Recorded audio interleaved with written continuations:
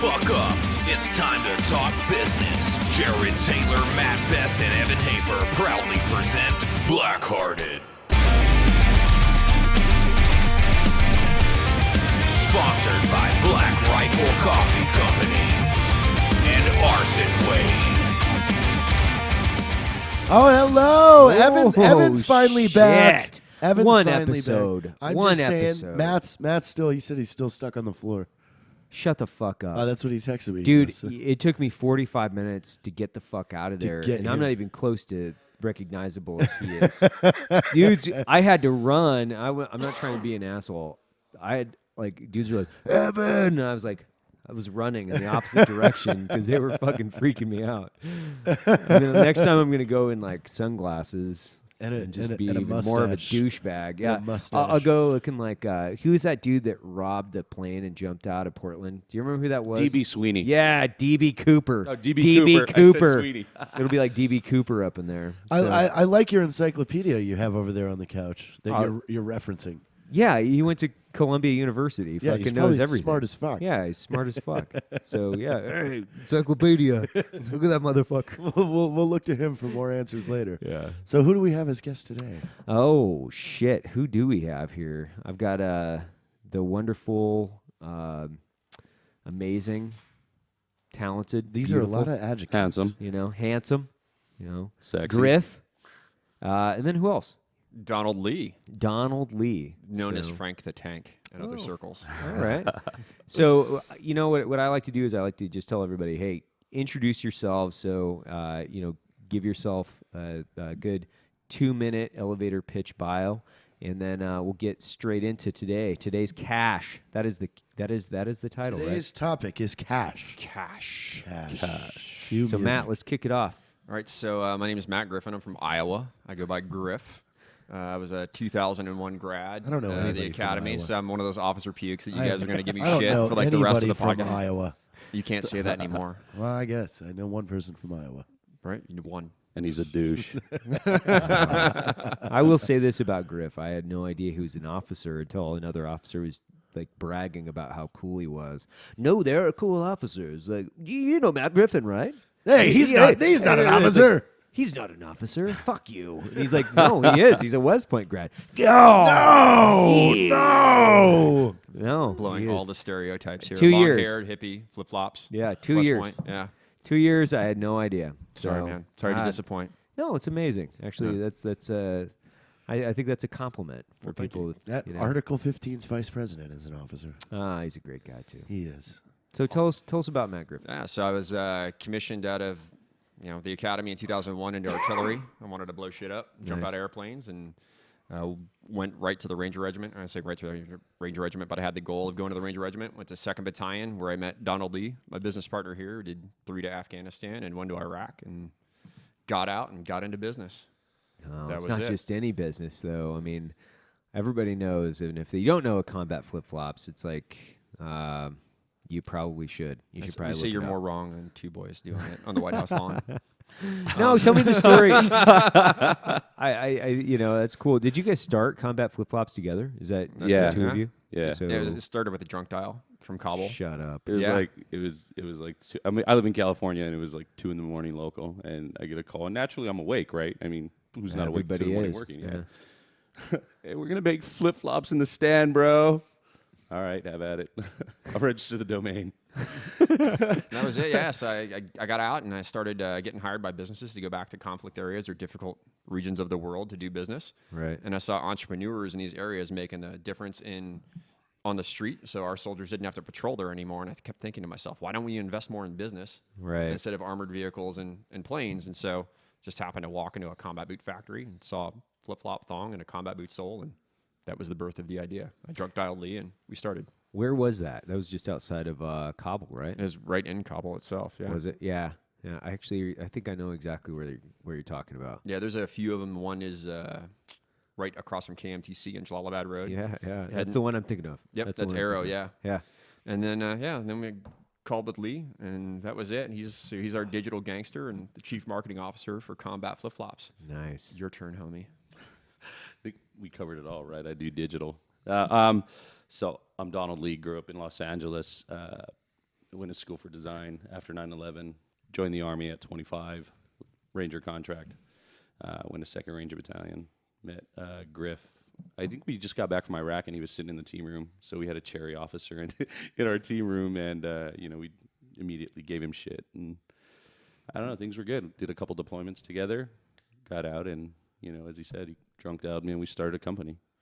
So he's I mean, I short and sweet, right? I mean, he's leaving a lot to the imagination. He was Bird 1, Chalk 1 into Baghdad International Airport on a big raid. Let's see here. Known as the barista from hell. So he can make Seriously? coffee. Yeah. That's his yeah. nickname, the barista from hell. Nah, dude, come on. I was a mail clerk in the Rangers, bro. I used to jump into like envelopes and Envelopes. Yeah. I had a paper cut once.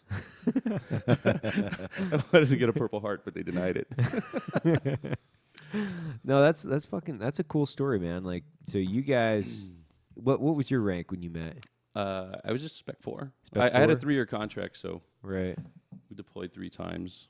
With the 3-year contract, it wasn't. That's where I was going, bro. Didn't go to school, none of that. Yeah. So I kind of plateaued at a Spec 4. He had a high fuck it factor for the Ranger Regiment, which is why I always liked him, because everybody was, I'm going to go to school, get my tab, I'm going to be a team leader, do whatever. And he's like, fuck it, I'm here for 3 years. I just want to blow shit up. I'm going on missions, bro. Have fun, go starve for 90 days, whatever. Oh, that's fucking cool, man. So what were you a first lieutenant? I was a first lieutenant. Yeah. And oddly enough, we started about, was it Cafe Racer? We wanted to start a coffee business. Yeah, we did. Shut the fuck up. Yeah, we did. You guys beat us to it. The idea was to get some kind of motorcycle and hook up like a trailer to it and go fucking between office buildings making coffee for people. It was really random, but never happened, thank God. There's a lot of business ideas we're just that Evan doing and that. I have that don't happen. Well, most of those are That's super the good idea fairy, though, right? But no. Like we had a business idea the other day, which was like it was called Ming Lee's Handies and Sandies. So it was like the home, the $2 po' boy and the $1 hand job. Yeah, so you can get Evidently, a sandwich. But this is JT and I's like this is our like We're our iteration. right like now we we're- just like go back and forth, and then eventually it'll we're come to pumping a something. lot of money into research and development for a fish vending machine. Yeah, secondhand, Big Al's secondhand fish. Secondhand fish, yeah. Well, So, I don't like, want when to you're in get the derailed mall- here. When you're in the mall and you're leaving the Apple store, you can get some fish out of the vending Yeah, machine. you never know when you want Fresh that frozen mackerel. fresh. No, No, it's fresh. we're going down the rabbit hole. I want to hear. I want to hear about. The rabbit hole always ends well. I want to hear about. I want to hear about Griff. I want to hear about Combat FlipFlops. Tell me the story, man. Give me the 3-minute story of the genesis of Combat FlipFlops and like the thing that I like to hear about, man. And like the if you can think of a biggest mistake and the biggest triumph of the company, and you can list more than one, but the story and how you weave that. Just tell me like, dude, this was like a fucking huge mistake, or these are the 3 big mistakes, and one of the greatest things that we did. Oh, we've made so many mistakes. To pick the biggest 3 would be. I think the biggest for us would be our first price point. Really? Yeah. We went to market. We went to market with a price point that would support retail. Okay. And early on, I was like, no, dude, direct to consumer. But the grand idea is go big, get into these big box stores and move tons of volume, right? Right. But the price point didn't support the product, right? Our product is a quality product, but What'd you guys start at? Like, give me some context. Our AKs started at $70. Got it. Right, because the Olakais and the Rainbows and the Reefs were Yeah, right in yeah. there, and then right around that same time frame, all of our competitors dropped to 50. Yeah. So we were $15 or $20 more expensive than Right. everybody else, and that value add of our mission, being a veteran-owned company, everything else, it really didn't matter to the consumer because they don't want to spend that extra $20. Got it. And then as soon as we turned away from retail, and we said, all right, we're going to keep our retailers that established with us from the beginning, and we're going to go direct to consumer. Our business turned around. Nice. And it was awesome. all of our metrics, like all the web metrics, you have industry standard e-commerce metrics that, what your conversion rate should be and your cost per acquisitions and all that, whatever. Yeah.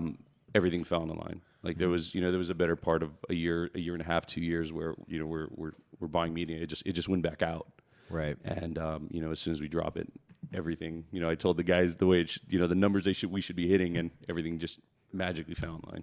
Yeah, I mean, there's a big learning curve in between because we did our first run in Kabul. We pre-sold everything. Yeah, I remember that. This is our 5-year anniversary. We released them 5 years ago today. We sold everything we owned, paid for 2 duffel bags full of flip-flops, and showed up here at SHOT Show. Yep. And handed them out to everybody, and we sold 4,000 pair in like 2 days. We're like, business is easy. We got this made. This shit's easy. Like, we got cash in the bank. Yeah. Like, and so June delivery turned into July, which then turned into August. And then my brother Andy and I, we got on a plane and we flew to Kabul to go get our footwear, and 100% of them was bad. 100% failure rate. Right. So we opened the doors, gave them away, did another run, got better materials. Then that factory closed. Ended up pointing the shipping container to my garage. We built a gorilla flip-flop factory in my garage, and we made our first 4,000 pair Holy shit. behind my house. Yeah. Like keeping the business alive and pre-selling and pivoting and making more product and trying to figure all this out while doing everything, because nobody's going to give you cash. Nobody. Hey, I want to make flip-flops in Afghanistan. Will you give me money, please? And people would stare at you like you're Crickets. high. Yeah. Crickets. I apologize, but it appears the wind is blowing. I don't understand. This hollow look right through you. Like this lizard being is talking to me. So yeah, I completely understand the feeling. Yeah. So that forced us to really take a different position as business owners and saying, hey, we have to do this on our own because nobody's going to invest in us to do this. Right. So we have to figure out how to do it on our own, which means balancing your cash and your marketing and your product in a way that doesn't piss off your customer and grow the company. So were you taking cash like straight out of the bank? That this was like your savings, right? Like It was everything. this is it. I think 401k. Griff sold a motorcycle and a fucking RV and a boat maybe or something, and the company was funded and credit cards got maxed out. Yeah. It was an interesting time. Yeah, I was the vice president of a defense firm, right, making a good living. I was like, all right, I'm going to jump. I'm going to do this full time. And the realities of, hey, not having a solid paycheck, not, seeing sales orders come in every day and then watching the bank account just go lower and lower and lower. Hey, what are we going to do? Fuck, I guess I got to sell some guns. Right. It's always the tough, like, Fuck yeah. I gotta sell a car. Like, I gotta sell another motorcycle. Shit, there goes my 401k. Yeah. Right. And all that other stuff. And you're just watching all of the mistakes happen. And how do you figure it out? And like, unfortunately, it's through pain. Yeah. You really figured it out. I'm sure you've been there. Oh, I've been there. I got to a point where I wasn't selling the guns. What I was doing is I was giving them away because what I wanted to use them as marketing inertia. So I'd give away. I gave away 3 of my own guns. I gave away a LaRue OBR serial number 53. Like the 53rd OBR 308 ever produced out of the LaRue factory was given away for BlackRifle. So like I looked at it twofold. I was like, I got to either sell this or got to give it away in a marketing push. And I know exactly what that is. Like I sold my first 1 pound roaster, which I really wish I still had because it's a fucking prominent piece of the history of BlackRifle. But you have to feed the family. You have to pay your mortgage. And I was committed to what my business partner and I said was like, we burnt the boats. So when you burn the boats, there ain't no going back. You're only going forward. That's it. You got no choice. You got no choice. So I know exactly what it is. It felt like the cash issue. It's like the further away you are from the cliff, the more cash you have in the bank. And as you see the cash go down, and then you're like, your toes are on the fucking edge, and you're like, oh man. Oh no. I'm teetering, like, goddamn, I better fucking do something quick. Do I still have a sleeping bag? Yep. Yeah. Just as long as I know where that one is. At the end of the day, those extraordinary situations make extraordinary businessmen, though. Like, you get very creative when your toes are hanging over the edge, right? Fuck yeah, you do. And Griff and I have spoken about that a lot. When shit's sucking and we're just, we're fucking trying to figure shit out. And we're just looking at you like, fuck it, this is what we signed up for. Let's fucking just go. We got this, and we grind through it and, just never quit, right? Yeah. I mean, when you burn the boats, you have no choice. You don't have any choice. This is where you live now. That's what I told people. Right? This is where I live now. Like, I'm not fucking going back. So, Those boats? Oh, yeah. We needed those for firewood. Yeah. And there's no boat builders in my crew, bro. I can't go back. I can't turn this shit around. So I know exactly what that's like. And the cash management, I mean, that's interesting. So number one, right, we defined it as cash. Like, what'd you learn along the way, dude? Watch your cash flow. Understand that profit and loss statement. Understand how money is flowing in and out of your account. It's a spreadsheet. It's available on the internet. Google it. You can download one. But understand, like, when you actually sell a product, where the money goes and how it gets accounted on accounting and sales, and how you can use that to grow your company. I actually, my first P&L, I downloaded based on a Google search, profit and loss. How do I find one? And that's exactly what it is, a Google sheet, and I fucking download it, and that's how I managed. Up till like 6 months ago. It was like a free template that I downloaded from Google, man. Google is a wonderful And I added, thing. I added a few other things, but yeah, exactly. And that was it. I mean, we just sat and looked, and people go, well, you can grow yourself out of cash. I mean, they don't understand, like, I have a 120-day lead time on my footwear. Right. And I need to put 50% down. We'll just use an example. I have to buy $100,000 in footwear.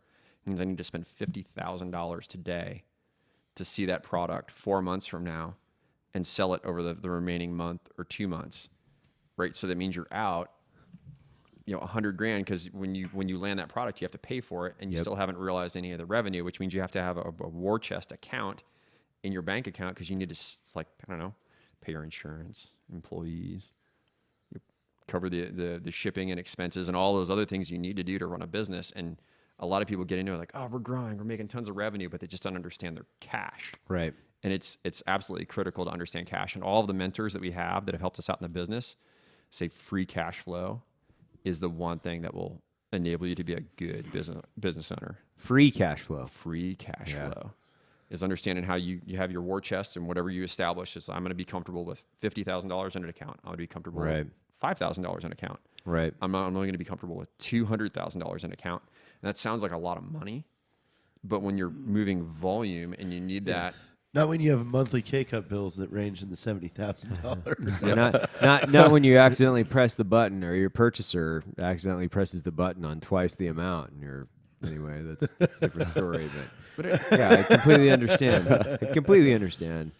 And for us, we think we're pretty smart guys. We're intelligent people. None of us have a business degree. We went to personalmba.com and we read all the books. How do you figure this out? I don't know. Right. Google. Or understand this. And then YouTube. Yeah. And then, so the one thing I would say is hire a really good bookkeeper, and one that's able to put up with your shit and explain to you why you're not making money. Right? Because they're going to show you, like, all right, here's how this really works in business. Here's where you enter it in the spreadsheet. And if you really want to see how you pull the levers to make your business grow, you need to understand this spreadsheet, which it We comes down gave to ours cash. just part of the company. Yeah. That's how we incentivize. That's how we incentivize him to just help us and put up with our bullshit. Because any right-minded CPA is going to think you're a fucking lunatic if you're dealing with us all the time. Wait, you did what? Yeah. Right. Yeah. And it's about relationships too, because, like, I tell you what, you're going to get caught. Like, oh, I thought I'd be able to pay this bill. I'm really sorry, bro. I got caught. Transparent. I'll have you covered in another week, 2 weeks. Yeah. Or be cool.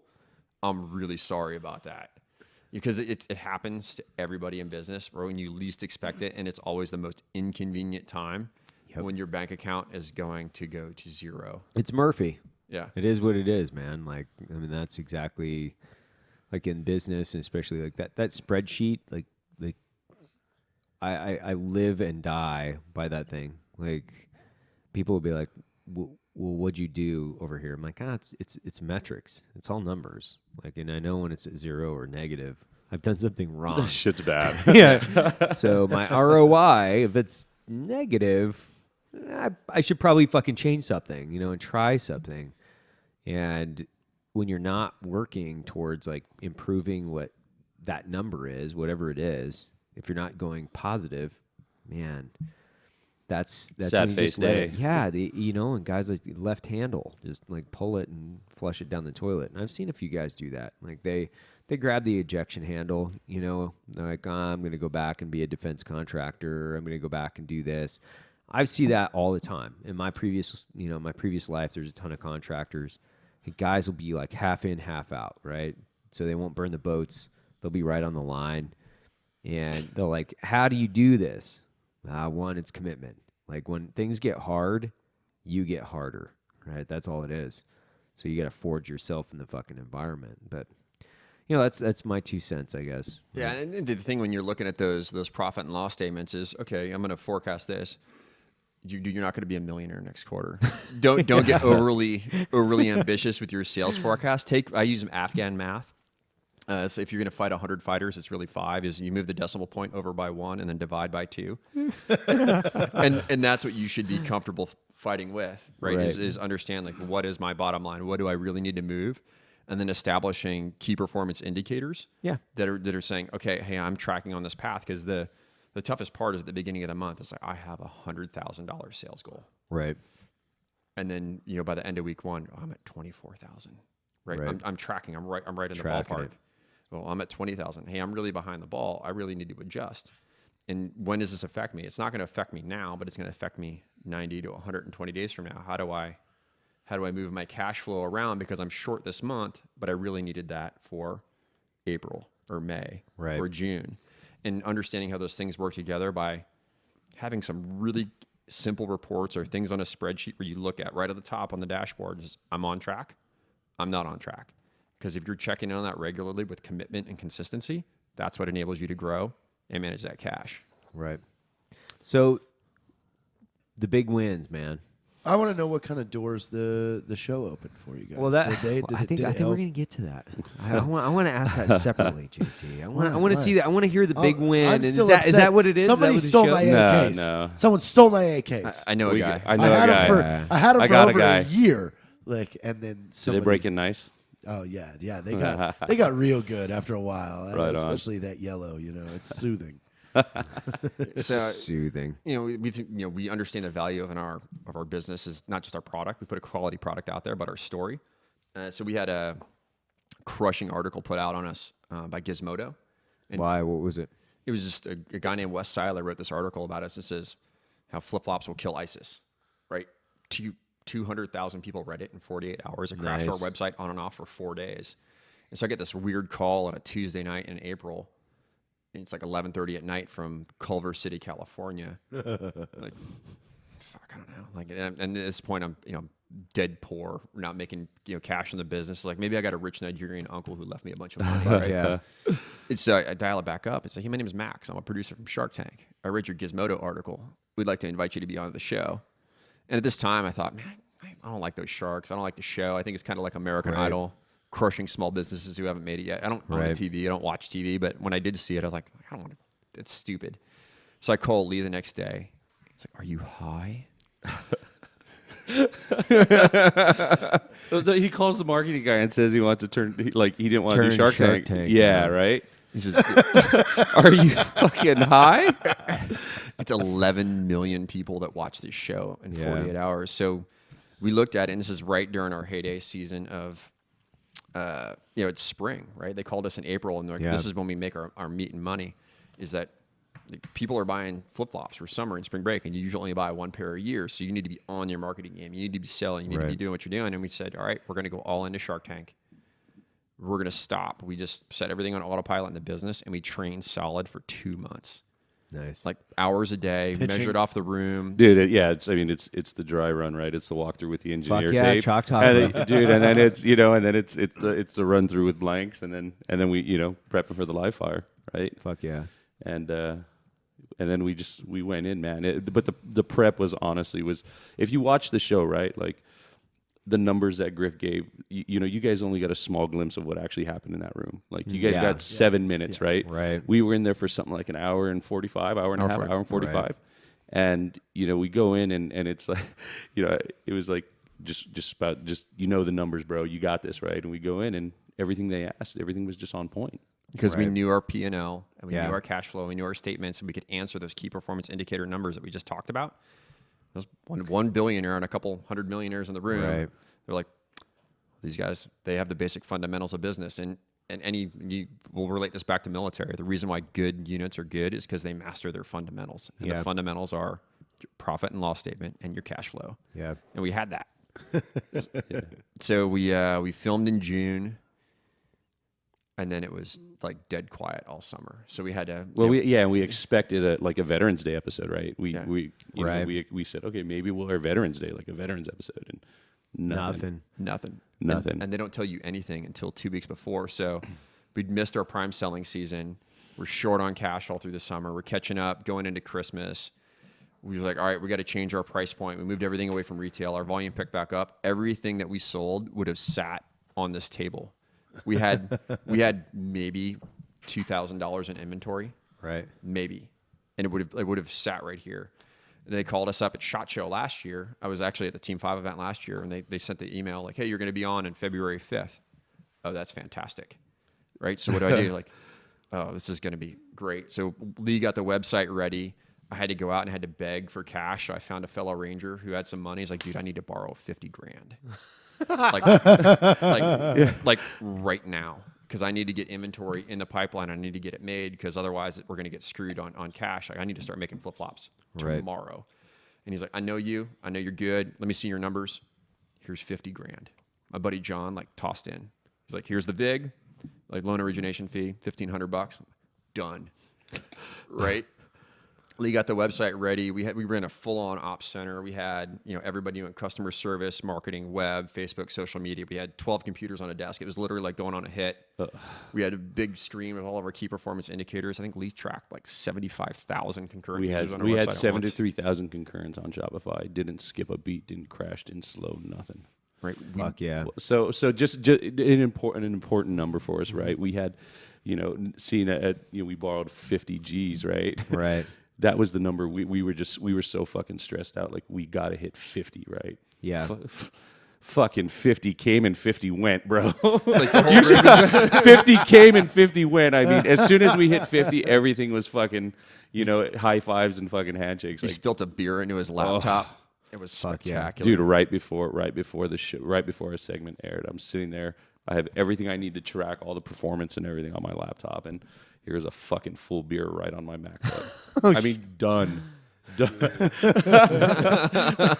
The look on everybody's face was just a horror. Right, because at this point in time, I'd planned everything out. This is the point when the O sits back and just pushes away from the desk and watch the guys go to work.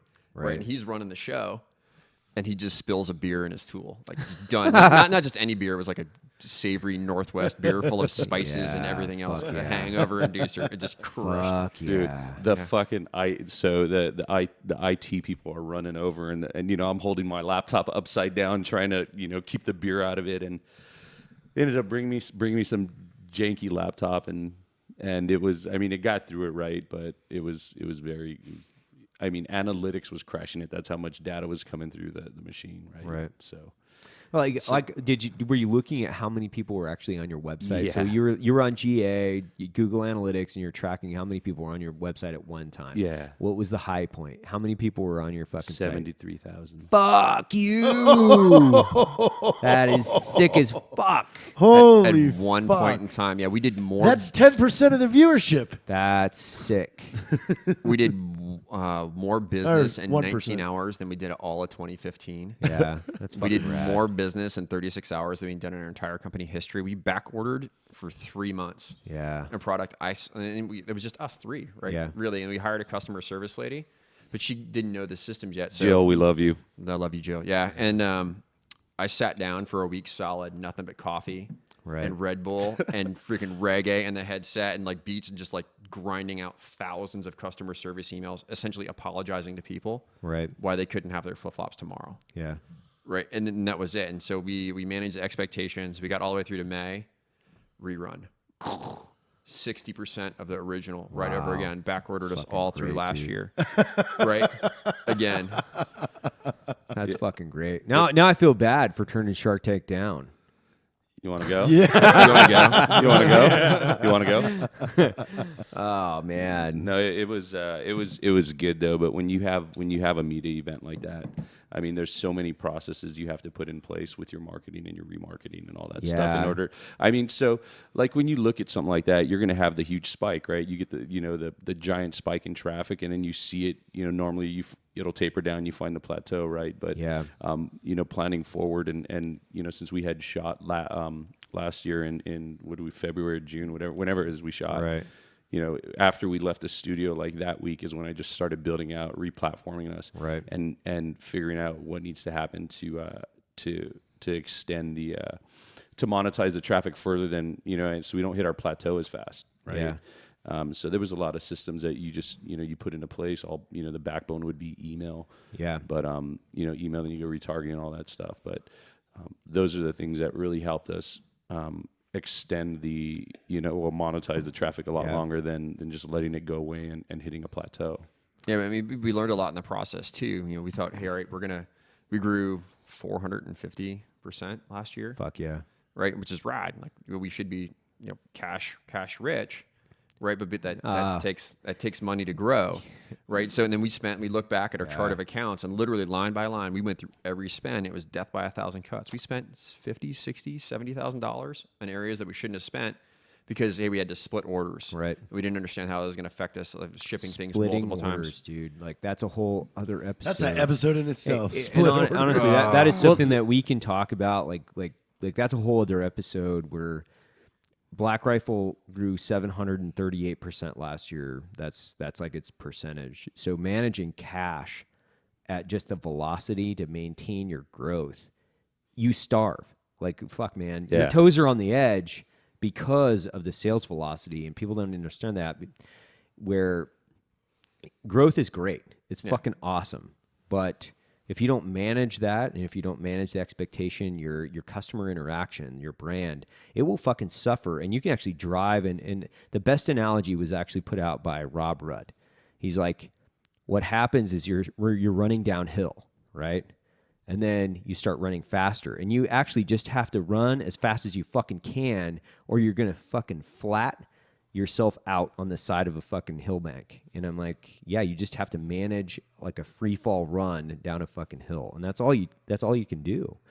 And that's kind of something we're very, very, very familiar with. When Matt released a video and it's seen 39 million fucking times, like, dude, that almost like that exposed so many cracks in our business.